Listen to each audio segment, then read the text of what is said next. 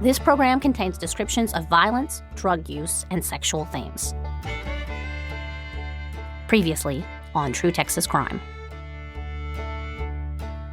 I thought that when it was over, I would feel better. And I remember how it didn't make a difference, like nothing made us feel better. I mean, I do remember that feeling. I felt like it was just months and months of being there because I'm a kid and you're young and the days were so long. I don't even know how many days we were there. I remember the feeling of when it was over, nothing felt over. I mean, it didn't change anything. It was probably 2 months, maybe about 8 weeks. We painted our nails that night together and talked about it, and she disappeared 2 days later. She was happy that she was pregnant. My executive producer, Kari, Hargrave, Southard, and I interviewed Angela's baby sister, Jackie, and her best friend, cousin Amy, on August 28th, 2024, for a wrap-up conversation about the podcast. Here's what they shared. This is True Texas Crime, The Significant Life of Angela Stevens. Episode 7. Epilogue. I want to just start off today by thanking you both so much, Amy and Jackie, and Kari for being producer Kari. I'm calling you producer Kari for being here today and talking with us. I want to let you know that we're over 12,000 downloads as of this morning. It's amazing how many people every day just start listening. It's like 300 or 400 a day, which when we put out each of the first episodes, it would be a lot on Thursday and Friday. And then the rest would trickle in, but we're just getting a solid amount every day. So I wanted to celebrate that with you. That's a lot. Yeah, that we're getting Angela's story out. And I'm just going to start. So my first question is, how are each of you feeling overall now that Angela's story is out in the world? Amy, you can go first. Okay, I feel like there has been so much healing on my end. A lot of stuff that I had not dealt with, at 16, I think you just kind of take everything in as best you can and then move on. And I think I shoved a lot of stuff down and didn't deal with it at the time. And I can tell you that speaking with my kiddos, I know that it affected the way I parented all these years. It affected my view on, people that I probably could have trusted that didn't. And I think a lot of healing has happened on my end, I think. That's amazing. I'm so thankful that you can share that with us. Jackie, what are you feeling? I don't know. I guess I'm kind of the opposite. It hasn't healed me at all. I think you guys did a wonderful job. I mean, there was so much more detail in that than I would have ever imagined. And the people you interviewed, they just said they said wonderful things. I mean, I really did feel like more people did care because, I felt like nobody from Princeton cared. So I know that there were definitely more people after you, talked with everybody. But for me, I don't know. I honestly don't think I'll ever heal. So it didn't really bring me peace, but I loved it. I think that y'all did a great job. And I'm glad that everybody gets to hear Angie's story because it's a big deal. It's definitely a big deal to me, but I don't know. It brings it back, but really it never left me anyway. Yeah. But so healing's not really the word for me. I'm sorry. I'm just kind of stumbling around. I'm probably even angrier, honestly, just because it's so fresh again, talking about it and hearing about it.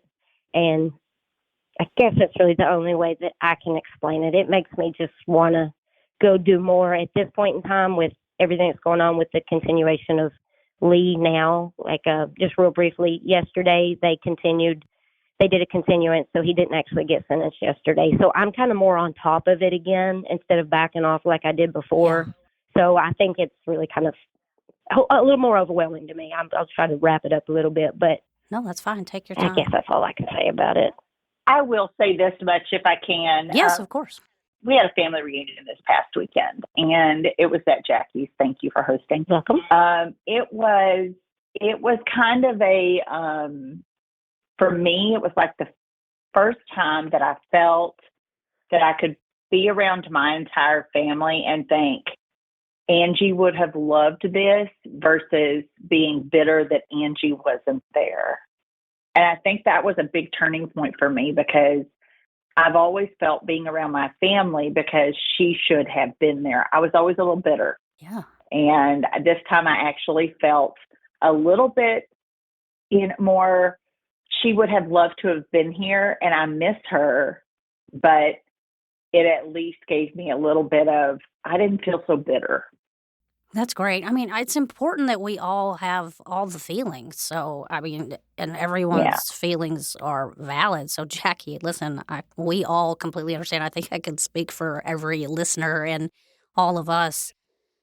Well, tell us, what has the feedback been from maybe people that are in your life that didn't know this about you? Well, I can tell you that I have had, even mainly my close friends, which I expected them to call, because every Wednesday, I get texts, hey, when's the next one? When's the next one? I'm sorry to bother you. I know you don't want to think about it, but when's the next one? So they were all just ready to hear it. But I had people reach out to me that I don't really talk to on a regular basis, that actually, it wasn't a text, it wasn't an email, it was a phone call. And it was people saying, oh my God, I had no idea that you went through all of this. Most people know the background, but I had a lot of people just call me, just say, I love you. And we don't know how you did it. I just had a lot of people call me and just really try to give me comfort.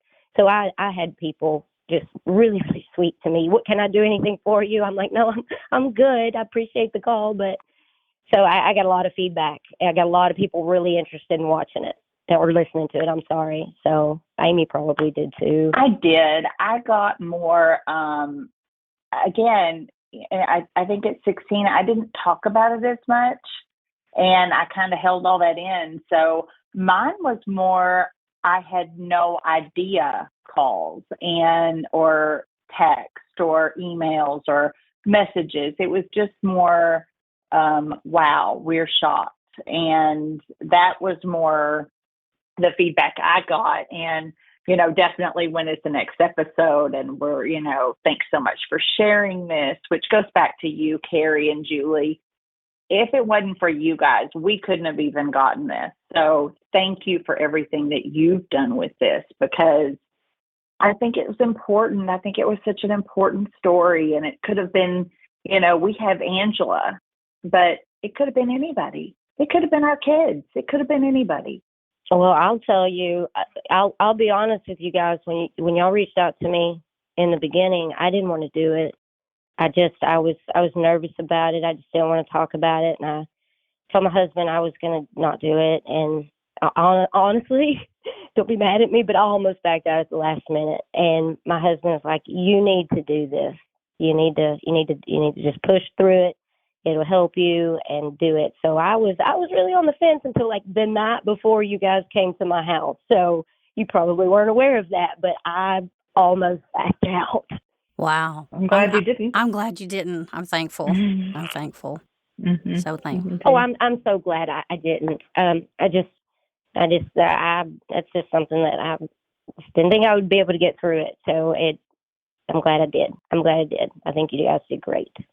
Thank you so much. Now, Amy, you had a kind of question for you because, you had said that you cut out those, or you either cut out those friends in Richardson or you just didn't tell them about the murder. I want you to speak to that and then follow up with, did you hear from any of these friends from Princeton that you had not really stayed much in touch with, talking about from when you moved from Princeton? Absolutely. Yes. Especially those people who really knew how close Angie and I were, not just cousins, but, we were kind of inseparable in our group. And those people have reached out, whether it has been messages on Facebook or, emails or text messages. I have gotten a lot of, we're really sorry kind of things. And we should have done more. I never felt that way at the time. I just felt, that I had kind of distanced myself, so it wasn't really on them either. And I think, we were also young. Nobody knew what to say. So it's more of that. I wish I'd have known what to say. I wish I'd have known what to do. Yeah, I think going back to, the several years ago when Kari and I started talking about this, I think as just an observer from the outside, I was angry at the town and everything, which, I still, there's some things to be angry about. But I think one of the big lessons I've learned from all the people I've talked to is that, including myself, my own lesson, that I don't think any of us knew what to do. And I even said, I think in that last episode that as a teacher, I would like to say I would have known what to say to you, Jackie, but I don't think I would have, Oh, yeah, I get it. I'm not really sure I knew what to say to Jackie. I'm not sure I knew what to say to my aunt and uncle. It was just such a devastating time that I think we're all kind of in that same boat. Now that we've grown and matured, of course we would, love to think that we would have done something differently. But again, when you're young and dumb, just because we hadn't been through anything like that, I don't think that's, a real, don't feel guilty about it. We just didn't know any better. Yeah. And I think and for me, the important thing is, and the, part of the message I hope I'm getting out is, it's for me in my life to know to reach out to people, even when I don't know what to say, and say, I don't know what to say, I love you. And then, the youths out there know to talk to each other and to offer support to each other, whatever that means, sending a message or sending a funny TikTok. I don't know, but just let people know you're there, Yeah, I agree. Yeah, when I always reach out and say, I have no idea what to say, but I'm here if you need anything. Yeah. I had quite a few messages from a lot of people, really, from Princeton. And I got a lot of messages like, hey, I'm sorry, didn't know what to say. Your family's always been on my mind. Michael Armstrong was one of them. He was, I think, a year younger than me. And he said, you probably don't remember me, but I did. And then Holly sent me a message too. And Randall Morris, I actually talked to him a lot. He's always a great, brings back lots of memories, actually, because he was really close to where we lived. So we did a lot with him. So it was good. It did feel good. That was a really good part of it for me, that my people, not just my people here who knew me after, but the people who knew us then are reaching out and I'm having regular conversations with a lot of those people now. Just how's your day? And it's just really, that part of it is really nice. That's for me. great. Now, how have your kids, each of you, felt about this podcast? My daughter has listened to it. She's a busy little girl, so she's only on episode 3 right now. And it gets to her. And I told her if it bothered her too much, stop listening to it, but she's going to finish it out. It breaks her little heart. She's actually really, really super duper sweeter to me. She started listening to it. Wow. Now my son, he's not going to listen to it. And my husband hasn't even listened to it. I've talked to him about it as I hear them, but he's never really sat down and listened to it. But I think he will.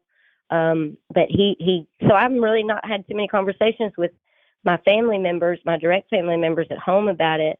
My mother-in-law just calls me crying every time she hears it, because she just, it just breaks her heart, and she's very, very supportive of me. But other than my daughter, in the house, they haven't listened to it just yet. Amy?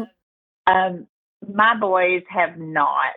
I don't, that I'm aware of, have not yet listened. And I think that both of them kind of are more binge listeners, if you want to know the truth. So I think once this final episode is done, they will kind of start listening to it and kind of see where they are. My husband has listened to it. I think he's kind of, on the journey with me, because I feel like I'm finally letting it all out. Yeah. So he has been a complete supporter and just right by my side on this whole thing. And of course, Jackie and I think we've talked a lot about it, and, kind of where we are with our feelings on it. And, but I think she's probably the person I've talked to the most about it. Yeah. Absolutely. Me and Amy have always talked, but we've definitely talked a lot more, and I feel, to me, it's brought us a lot closer. Absolutely. For sure.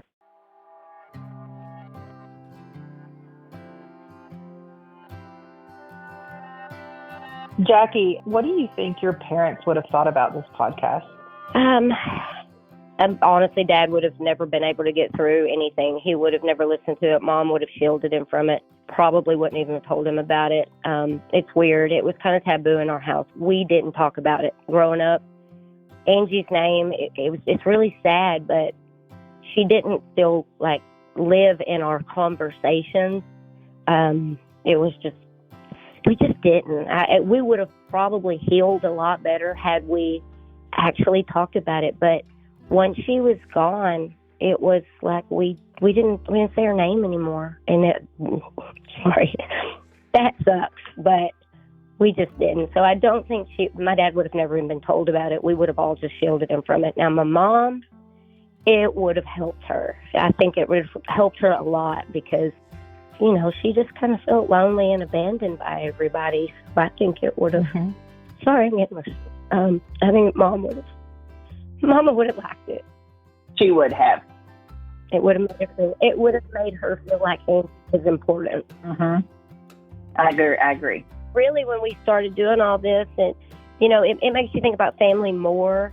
My family that I don't see, I mean, obviously mine are here all the time, but it made me really want to push getting us all together, because that family that was here, that was us growing up. I mean, Shelly, Sean, Shane, you know, out there where we lived. I mean, just seeing them kids, you know, here, and then they have their kids here. I mean, that was just heartwarming. I loved having them here, but I think us talking about the podcast and getting started with that really made me and Amy make that real move of, hey, let's get together. You know, there's one life here. Let's always know that we love each other. Let's make it a point to be together, you know, as much as we can. So, but back to the mom thing, I think I think it would have helped her. I mean, bottom line, I think she would have liked it, and it would have warmed her heart and made her feel like Angie was important. And I wish she was here so she could have gotten that opportunity for sure.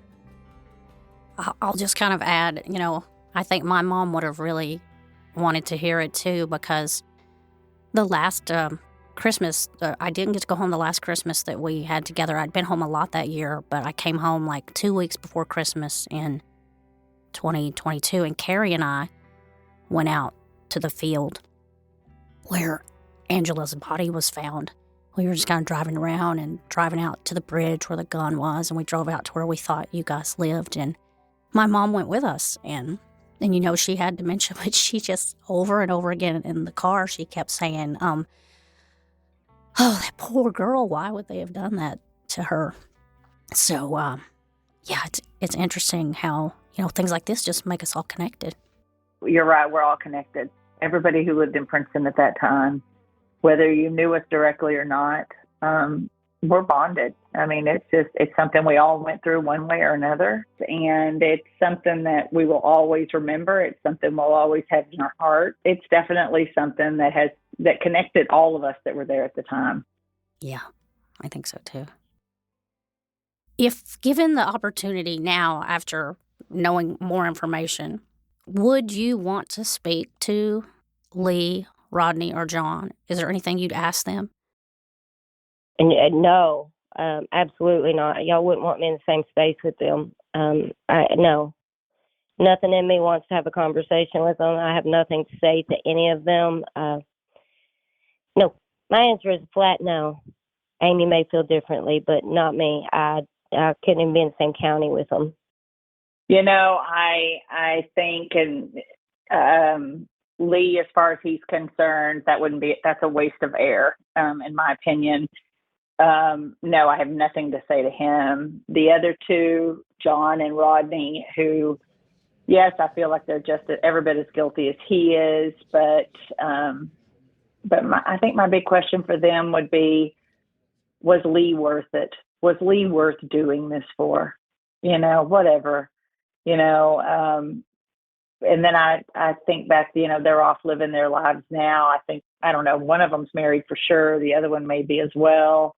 and they're out living their, lives. And, the only thing I hope is that, I hope every single day they see her face. That's all I can hope. I hope that every single day they wake up miserable and everything in their life is just horrid and the worst. That sounds harsh, but I don't care. I don't want them to be happy. I don't want them to have a happy family life. I want them to struggle every day of their life and wish they were back in prison where they're supposed to be. I hope their lives are horrible, and that will never change. I think that's the hard part for me, is that knowing that, first off, that Lee was even paroled early just really sends, chills up my spine. How on earth could they let him out? And then the other two, again, how did they get such, light sentences for murdering a 16-year-old girl? How did that happen? Well, that goes back to that interview with the lady who spoke so, her letter the juror? to the judge. Oh, yeah. That part, I did not know that. And that was very, very fresh to me. And I want to grab that lady and hug her and tell her I love her and thank you so much for standing your ground and doing what was right when all of those other idiots that were back there were feeling sorry for that boy. Whatever. But her letter.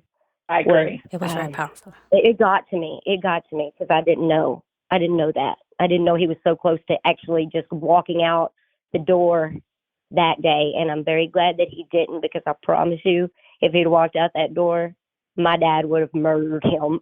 If he would have ever got the opportunity, I think that would have happened. So, yeah, I'm very, very thankful for her. I agree with that. Julie and I were also, when we saw the letter, we felt the same way. Absolutely. We didn't know about the letter, did you, Julie? No, I mean, we were just we got to talk about this letter. We found it after quite a while of having all the documents, and I was like, oh my God, Kari, this wow. Who is this woman in 1988 in Richardson, Texas that stood up and, Stood up.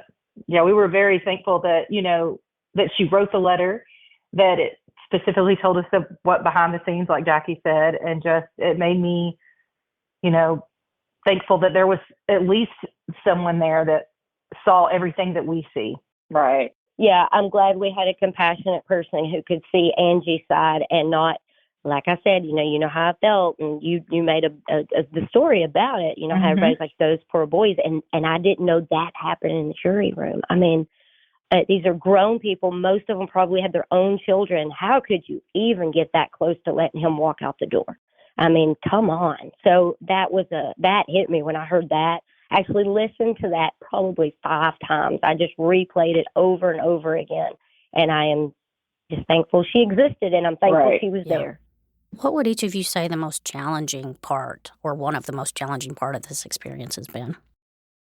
I don't know. I guess really just kind of putting it all out there for me. Y'all know I'm angry, so I was, every time we would talk, I would try to not just sound like a raging maniac full of hate. And obviously I didn't do a very good job, I guess, of that, because my emotions came through, and it's still coming through. I mean, you can hear how I feel about things and them, but I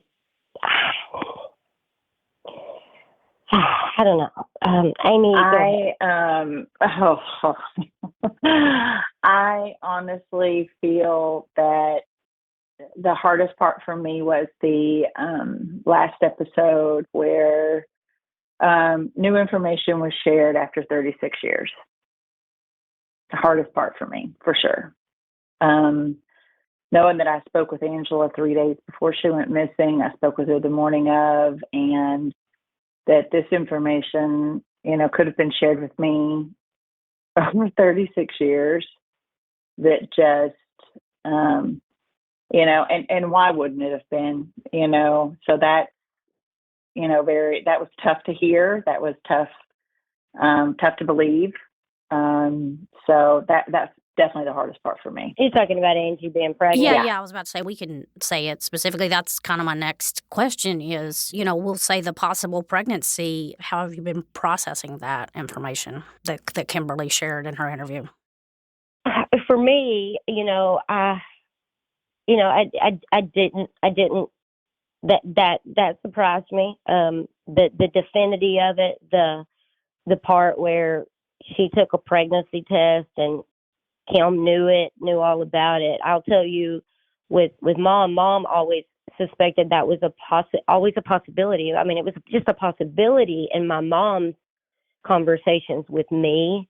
She just said, she could have been pregnant. But it was never, Mom didn't tell me she was pregnant. And Mom and Angie were best friends. I mean, they were close.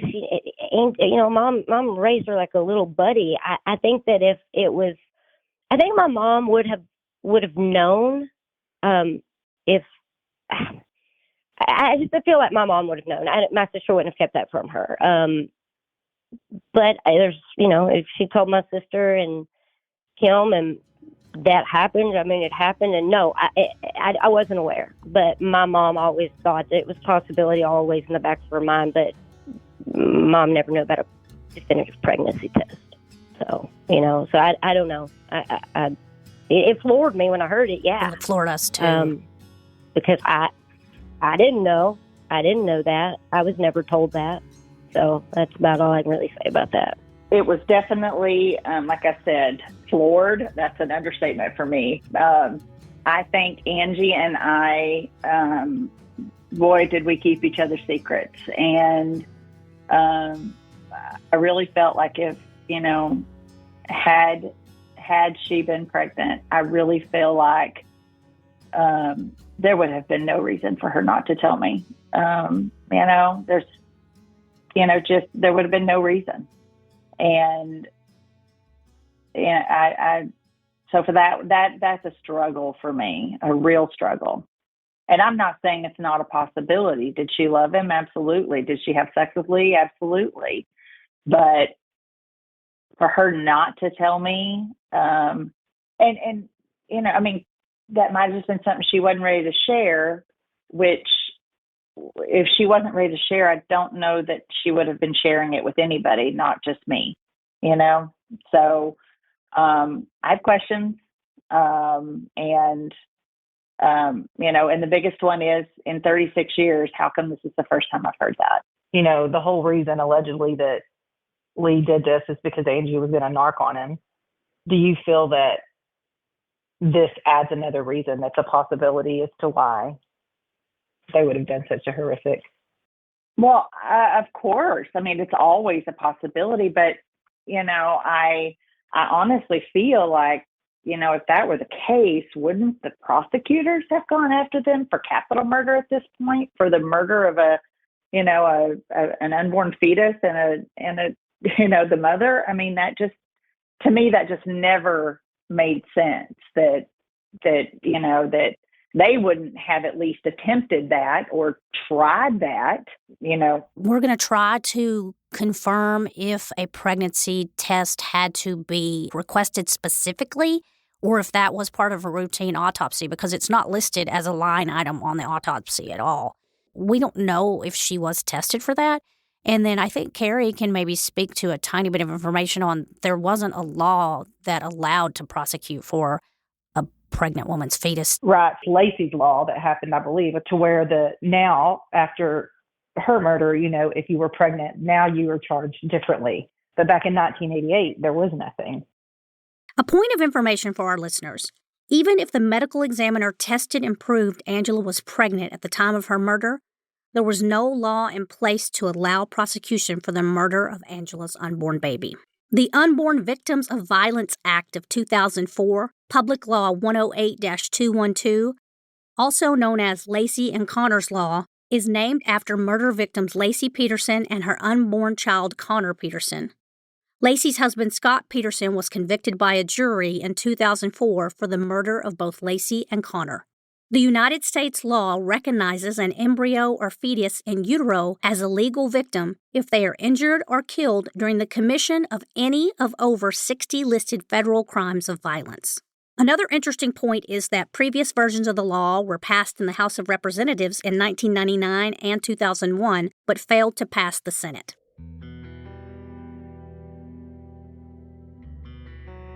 But I mean, it definitely that stuck with me. I would, now I'm in a position to where I want to know. I wish there was a way for me to really know if she was or not. I mean, she's gone. It's not going to change anything, but I would like to know. I mean, literally, it seems kind of morbid, but I've literally thought of ways like, hey, can we exhume her? Or can we take it out? Can we test her? And if that was even I thought that too. I thought the same thing. I've got too much Law and Order in my head, but when you were like, I wish there was a way we could know, my immediate thought was, can we exhume her, as if I had any say. I would do it. If I would want to do it. If it was a possibility, I would pay to do it. I would pay any amount of money to do it just to know, even though it wouldn't change a thing. At least we would know. We would just know. I mean, it wouldn't change anything at all, but it just definitely puts a different perspective on it. It makes the note sound differently. I need to talk to Lee. That gives me a whole different connotation of that note, if that's what part of that is. Or I go back to, did she suspect it when he tried to run her over by the Pace Pecani Sauce building? Is that what that fight was about? I don't know. None of us know. Angela's the only one that knows,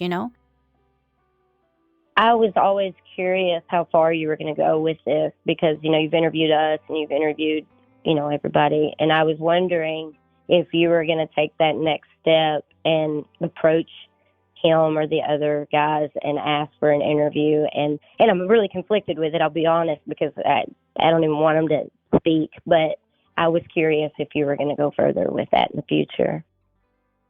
Well, we're conflicted with it too. We've had conversations, and our conversations are, we're going to talk about it, and we're going to talk to you about it too, because we're here to continue to honor Angela's memory. That's our number one priority. So we'll all just talk about it and make some decisions on what we think is best to keep learning more. I wonder if this is true, right? It's a possibility. None of us know. Rodney and John, I bet, had no idea. We'll never know. But I'm just like, it changes so many things. That one thing changes so many things. And we also, like I said, we didn't know until the interview either. I'm thankful, like I said, to Kimberly that she reached out on Facebook just to, she reached out to thank me. And I said, can I interview you? And she said yes. And I think you can tell from the interview, she provided that information unprovoked and very early in the interview. I will say it felt to me like my dad is gone and I can let go of this secret. And I go back to episode 3, The Secrets We Keep, and how we let things torture us. Because when I told my story in episode 3, that's the first time that I told a large group of people. I never told my mother, so I felt like I told my mother after that. Mm-hmm. Well, and I felt the same way with Kim. I mean, it shocked me. She never said it to me before. She never prepared me for it. I didn't know what I was getting into. So when I heard it,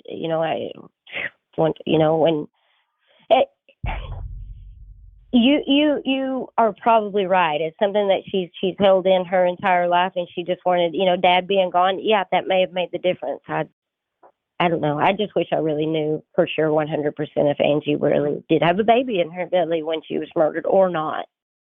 Yeah. And for anyone listening that might be like, well, why isn't Kimberly on this conversation now? And it's because that, Kari and I, this project started with you, Jackie, and Amy. And, we've always considered it like a partnership between you guys. And so it's not that Kimberly's not welcome. It's just that this is kind of the core group of the podcast, wrapping up what's happened. So we love you, Kimberly. Oh, of course. For sure. Yeah. I love you, Kimberly.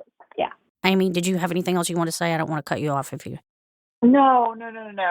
Okay. I'm just still taking it all in. Sorry. No, it's okay. Listen, I think it's something to process for a long, long time. So, but I want to make sure you feel like you have the opportunity to say whatever you feel like.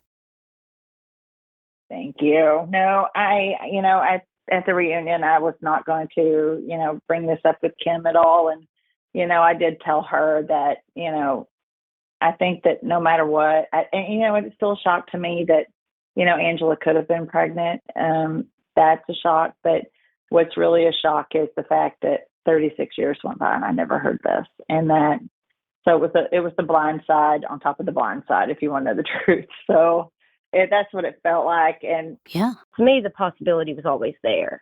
That part didn't surprise me at all. The possibility was always there. The part that was surprising to me was the definite, we took a pregnancy test and I knew about it kind of thing. And that part was just not anything I had ever been told before. But the part of her being pregnant, that's something that was always a possibility. We all knew that. I mean, Mom always said, she could have been pregnant. So that part didn't surprise me. It was the part about we took a pregnancy test together, and that was new to me. That was brand spanking new to me.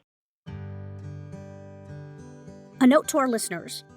We spoke via email to Dr. William Rohr, now retired Collin County Medical Examiner. An email from Dr. Rohr dated August 29, 2024 included the following. Miss Dove, I still remember this case. I was at the scene of discovery. Angela died of a shotgun wound. Other homicidal violence could not be established because of the condition of her remains. Establishing pregnancy at death requires a full autopsy with visualization of the pregnancy in the uterine cavity or in rare cases a fallopian tube. In Angela's case, none of these structures remained for examination. A pregnancy test is normally done on urine. Blood testing can also be done. Urine is preferred. There was no urine or blood available, again because of the condition of Angela's remains. An exhumation would add nothing to establish or rule out pregnancy. In summary, Angela being pregnant at death cannot be ruled in or out because of the advanced decomposition of her body when found 11 days later. If the pregnancy test given to her shortly before death was positive, there is nothing in the autopsy report to refute this. Dr. Rohr.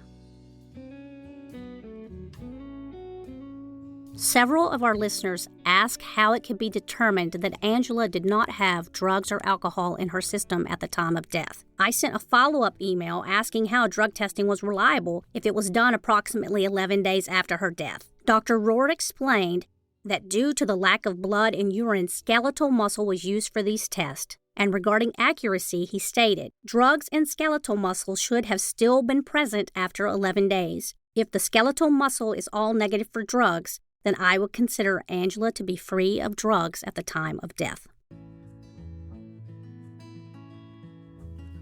What was the most positive part of this experience? The most positive part for me was hearing everyone remember Angie. It's almost like whenever I would hear them talk about her and her laugh, oh my gosh, I could hear it just listening to them, and her smile and how she was always bubbly. And, she was, Angie could walk in a room and command the entire room. And those are the things I remember. And it was so good to hear other people remember her the same way. Oh, I have to piggyback off that because that's how I feel too. I love the comments about how, from her teachers, from her friends, how she was just like sunshine. Something of that sort was said. She was always smiling. She was just always happy.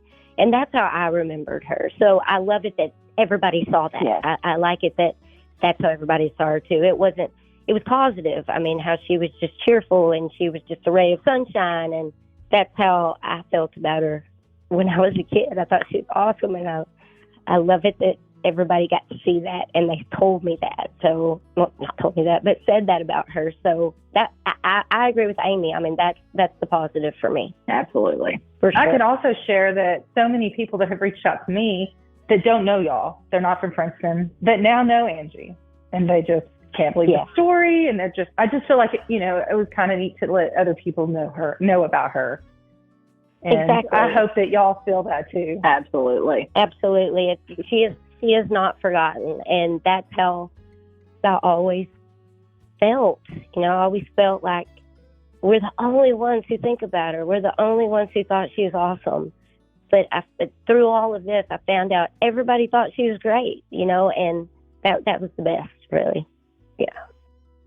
each of you, is there like any final thought, like, oh, I want to say this to whoever, whatever? I just want to offer you an opportunity to button up in any way that you would like. And then Kari and I will jump in with some final thoughts each.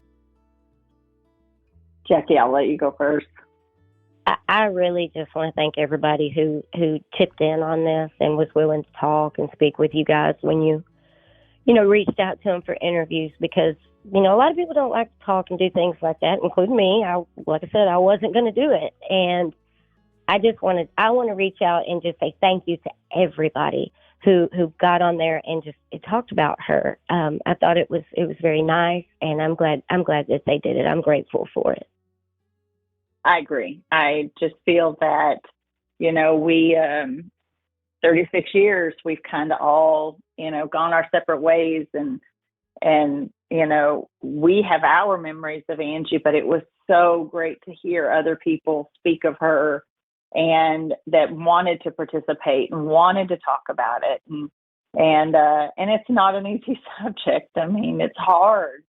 But they did it, and they, took the time. And you think back to Larry Dennison and the jurors, and, all of the people who knew her, and that everybody was so willing to participate, has really been so helpful and just so therapeutic for us, I think. And I think that's really helped me the most.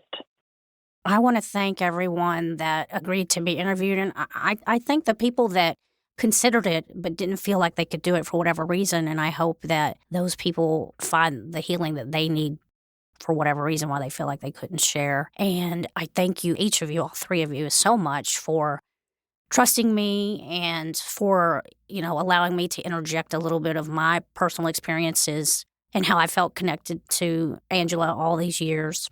And you've provided me with a lot of healing, and you've helped me change and grow personally in a way that I never have before. And I'm super grateful to all of you. Yeah. I'm grateful for you guys doing it. On behalf of our entire family, I think I can say, Kari and Julie, to trust you with this story. I don't know that anybody else could have done it, and anybody else could have done it justice the way you did. And putting it out there for us, and making it a safe space for us to talk about, that's incredible. And the fact that you did it with such grace and integrity, and we just really appreciate you. We appreciate you both. Thank you. Yes, thank you. Thank each of y'all, too. I do appreciate, when we brought this idea to y'all. I know, Jackie, I now know that you were a little bit more apprehensive. What's interesting is, Jackie's one of the main reasons I got involved in this story when Julie and I talked years ago, is because I am the little sister. I have two older sisters. And of course, everyone knows by listening to the podcast that my sister, Holly, was extremely close to Angie.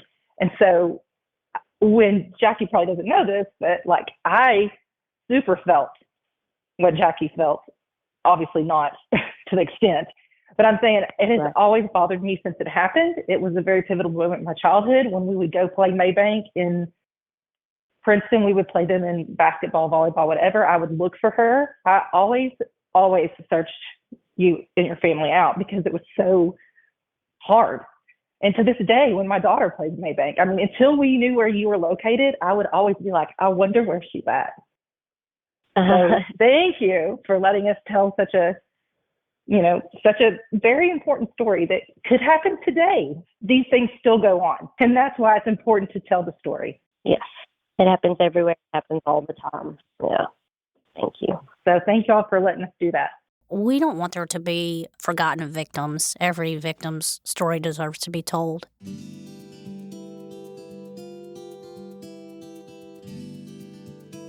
Thank you all so much. Thank you. I wish we were there in Malakoff and could go get some Mexican food. All right. Well, I love all of y'all. We appreciate it. Thank you. All right. Love you guys. Yes, you guys be safe. Okay. Bye-bye.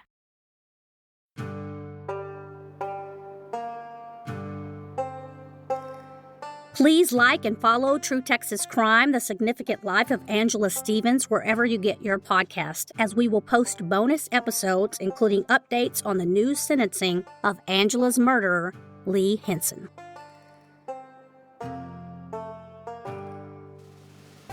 True Texas Crime, The Significant Life of Angela Stevens is a North End Burgers production. Recorded, hosted, and written by me, Julie Dove. Kari Southard Hargrave is the executive producer. Studio recording by Mike DeLay at Real Voice LA. Sound design and mixing by Real Voice LA. Additional recording by JBM Studios. Opening music, The Colonel, courtesy of Zachariah Hickman. Closing music, Night in the Prairie, courtesy of Derek and Brandon Feicher. Special thanks to Jackie Stevens Tower, Amy Harper Fritz, Deanna McDonald, and Jennifer Rich. The views expressed by this podcast host and participants are solely that of the person speaking and do not necessarily reflect the views of any employer, company, institution, or other associated parties.